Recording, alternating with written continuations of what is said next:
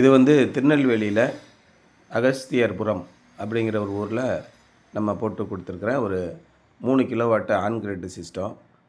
நம்ம இது சார் வெளிநாட்டுக்கு இருக்காங்க, அங்கே தான் ஒர்க் பண்ணுறாங்க.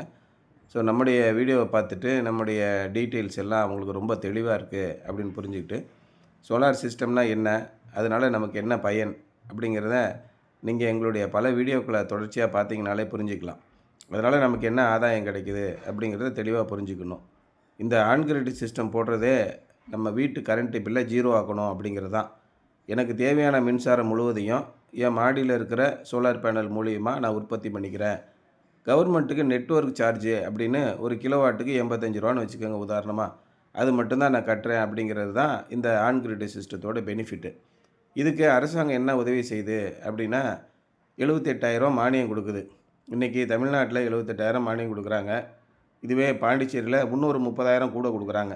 1,08,000 மானியமாக கொடுக்குறாங்க. அப்படி இருக்கும்போது சார் எல்லா விதமான முன் விசாரணைகளையும் முடிச்சுட்டு நம்மகிட்ட பதிவு பண்ணிவிட்டு அவங்க வெளிநாட்டுக்கு போயிட்டாங்க. அதுக்கப்புறம் அவங்க அப்பாட்ட நம்ம என்ன தேவையான விஷயங்கள்லாம் ரெடி பண்ணி சைட் விசிட் பார்த்து அதுக்கு தேவையான இடங்களை தெரிவு செஞ்சு முழு இன்ஸ்டாலேஷன் முடித்து கொடுத்துட்டு அவங்க ரெடி கேஷ்லேயே பண்ணிட்டாங்க. அவங்களுக்கு ஒரு சப்சிடி வாங்கி கொடுத்து இபி மீட்டரையும் வாங்கி கொடுத்துட்டு இன்றைக்கி நல்ல நிலையில் கண்டினியூஸாக ஒர்க் பண்ணிக்கிட்டு இருக்கிற மாதிரி பண்ணி கொடுத்துட்டோம். இந்த மாதிரி நம்ம முழு ஏற்பாடுகளையும் நம்மவே பண்ணிட்டோம். நீங்கள் உள்ளூரில் இல்லை, நான் வெளியூரில் இருக்கேன், என்ன சார் பண்ணுறது, நான் பக்கத்தில் இருந்தால் தானே இந்த வேலைகளெல்லாம் பார்த்து முடிக்க முடியும் அப்படின்னு யோசிக்க வேண்டியதில்லை. கிட்டத்தட்ட ஆயிரக்கணக்கான இந்த மாதிரி சோலார் மின் அமைப்புகளை தமிழ்நாடு முழுவதும் நம்ம தொடர்ந்து இன்ஸ்டாலேஷன் பண்ணிட்டு வரோம். ஒவ்வொரு வீட்டுக்கும் எந்தெந்த முறையில் பண்ணால் நல்லது அப்படிங்கிறத நாங்கள் தெளிவாக தெரிஞ்சு வச்சுருக்கோம். எங்கள் இன்ஸ்டாலேஷன் டீம் இதில் ரொம்பவே எக்ஸ்பர்ட்டாக இருக்காங்க.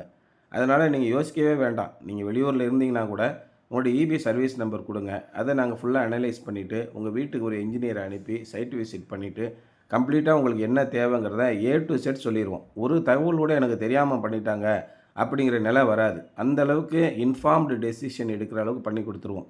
அப்போ கரெக்டான முறையில் இந்த சோலார் சிஸ்டத்தை இன்ஸ்டால் பண்ணிட்டோம்னா அடுத்து வரக்கூடிய 25 வருஷத்துக்கு உங்களுக்கு எந்த பிரச்சனையும் இருக்காது. இந்த சோலார் சிஸ்டத்தில் என்ன பிரச்சனை வரும் அப்படின்னு நீங்கள் தேடி போனீங்கன்னா, சோலார் பேனலை சுத்தம் பண்ணாமல் இருக்கிறது மட்டும்தான் பிரச்சனையாக வரும்.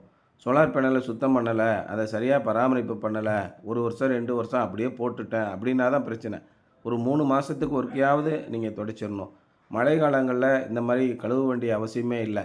நீங்கள் ஒரு செப்டம்பர் மாதம் எடுத்துட்டிங்கன்னா செப்டம்பர் மாதத்துலேருந்து பிப்ரவரி மாதம் வரைக்கும் உங்களுக்கு எந்த விதமான பராமரிப்பும் வராது. இந்த பிப்ரவரி மாதத்துலேருந்து அடுத்து ஆகஸ்ட் செப்டம்பர் வரைக்கும் ஒரு 2 முறை 3 முறை நீங்கள் சோலார் பேனலை கழுவுனா போதும். அப்போ ஒரு வருஷத்துக்கே 3 முறை தான் சார் நம்ம சோலார் பேனலை கழுவணும்.